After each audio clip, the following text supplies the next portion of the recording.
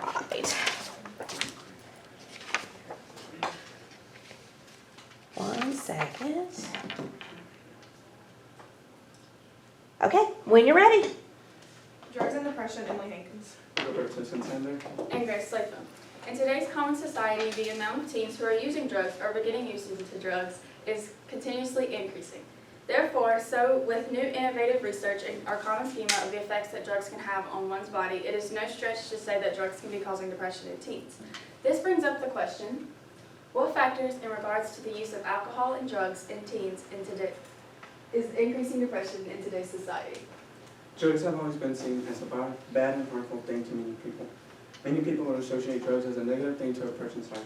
When a person thinks of someone using drugs, they might imagine someone in the dark alleys of a big city using drugs, or they might imagine a person with a rundown apartment room with needles all over the floor.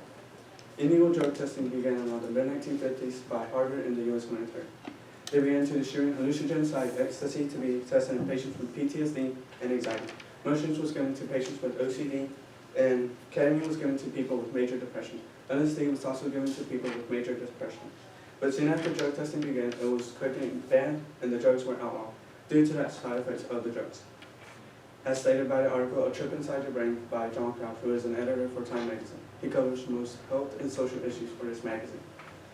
The following drugs show positive and negative effects on depression in teens: LSD, marijuana, and ketamine. When LSD was microdosed in individuals, they experienced improved levels of optimism, positivity, as well as an increased capacity to face their problems. Also, patients demonstrated to have improved levels of positivity, as well as an increased capacity to face their problems. Patients demonstrated to have an improved sense of self-reassurance, relaxation, and mental strength, with the results lasting around 12 months. Marijuana is another drug that was tested in teenagers. Marijuana is a drug that most teenagers use every day, but do teens really know exactly what the effects of consuming marijuana really are? Well, according to the American Academy of Child and Adolescent Psychiatry, marijuana consumption has effects that are potentially worse than smoking cigarettes, such as the same breathing problems as smoking cigarettes, decreased motivation or interest, which can lead to a decline in academic or occupational performance, lower intelligence, and mental health problems such as schizophrenia, depression, anxiety, anger, irritability, moodiness, and risk of suicide. Thus, increasing depression in teens, which is one of the many reasons why states do not want to legalize marijuana. One aspect that was observed in teens is ketamine.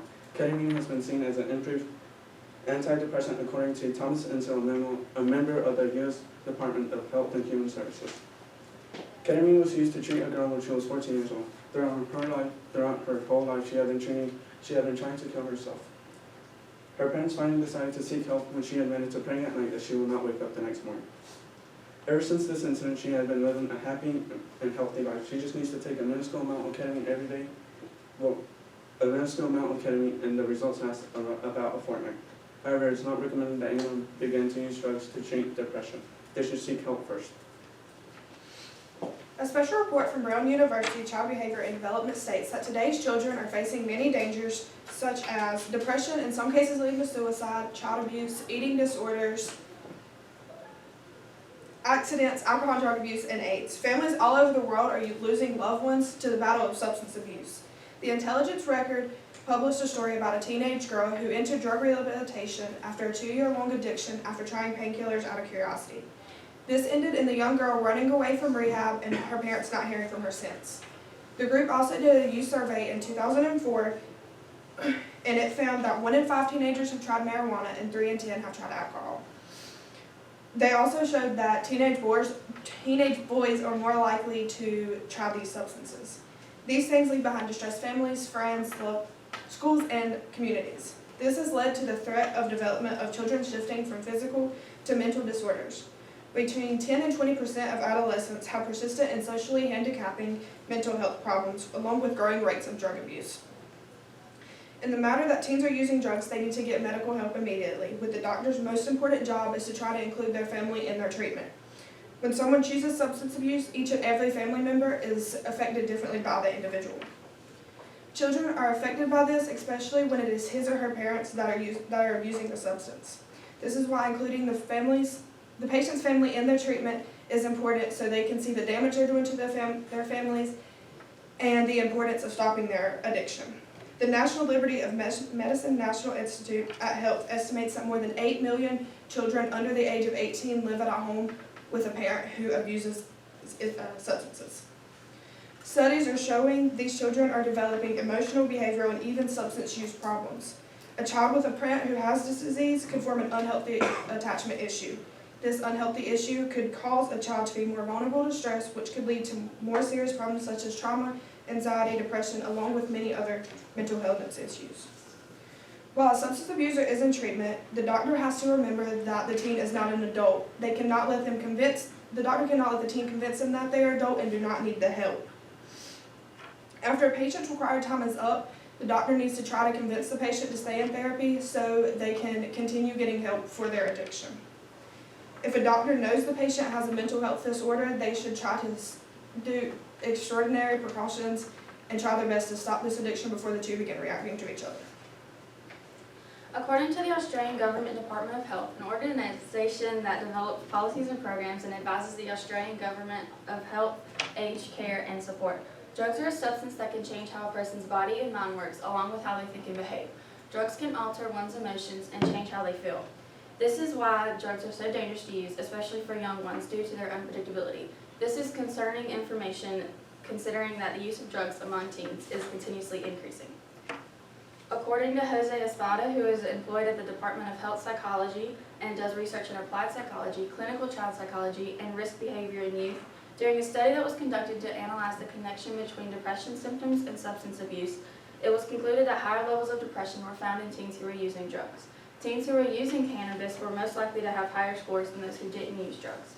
A score that was higher would indicate high amounts of depression symptoms, meaning they most likely developed depression from the use of drugs.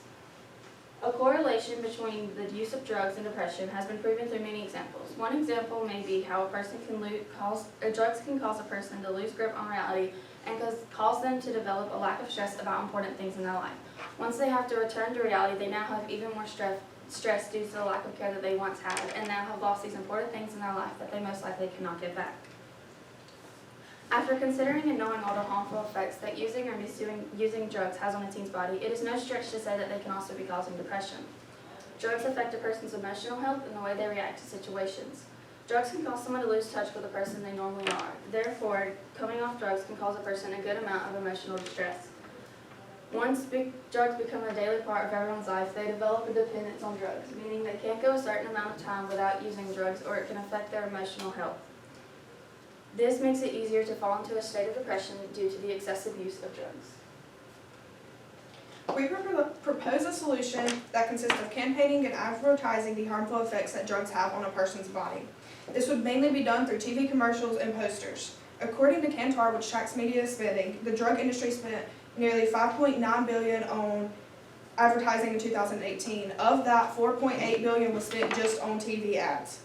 This massive amount spent is what makes the amount of teens using drugs increase. Although there are tons of commercials and posters put out to advocate for teens to quit drugs use, there needs to be more to counteract the large problem that drug companies put out each year. One limitation of the solution would be funding. If million-dollar companies were to get involved in the funding of these campaigns and ads, it would most likely the word would spread farther and faster and would be more easily accessible. Another limitation of the solution would be that people may not take the time to stop and look at these posters or commercials that are being put out. Most times when you see a commercial or ad, you never fully stop to pay attention with your full attention. Another solution we propose to this issue would be to create more school programs that advocates for teens to stop using or abusing drugs. We believe that this is the best solution because it really allows teens to get a one-on-one relationship with the person they're talking to about drugs, and they may pay more attention. While there are tons of school programs that push for teens not to use drugs such as the programs need to be amended and updated to apply to teens better. However, a limitation to the solution is teens tend to take everything as a joke. As teens, it is the status quo to not care about most things. That's what's considered to be cool. We need to bring in real-life examples of people that have gone through complications because of drugs. By doing so, we believe we can grab the attention of a teenager.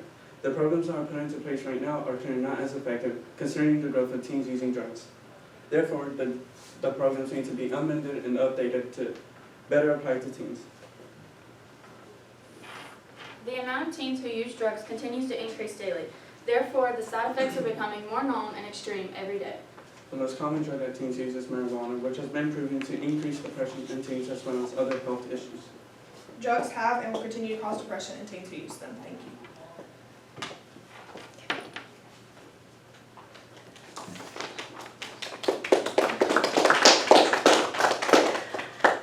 Okay, Grace.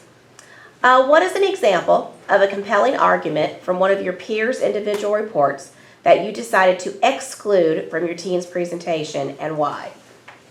So in Emily's paper, she talked about alcohol as well, and in our question, it states about the use of alcohol and drugs, but our presentation ended up becoming more about the drugs side because it was easier to narrow it down due to the time limit that we had, and we just had so much information on drugs. So we decided to exclude the alcohol part, even though it really helped our question, furthered our problem that we researched. Okay. Rigo. Reflecting on your colleagues' work, which one had the greatest impact on your overall understanding of the problem? I think Gracie's paper had the most impact on my understanding of the resolution or issue that we face, because Gracie's paper highlighted the scientific view of how drugs affect the user's body and what can cause depression within a teen that will lead them to start using drugs. Okay. And Emily, having finished your project, what, if anything, do you consider to be a gap in the research that, if you addressed it, would make you feel more confident about your conclusion? I think our biggest gap would be while we were actually doing our papers, we didn't communicate as much as we should have. We should have had more communication while actually doing the papers instead of waiting until we did our actual presentation. Okay. All right. Thank you very much.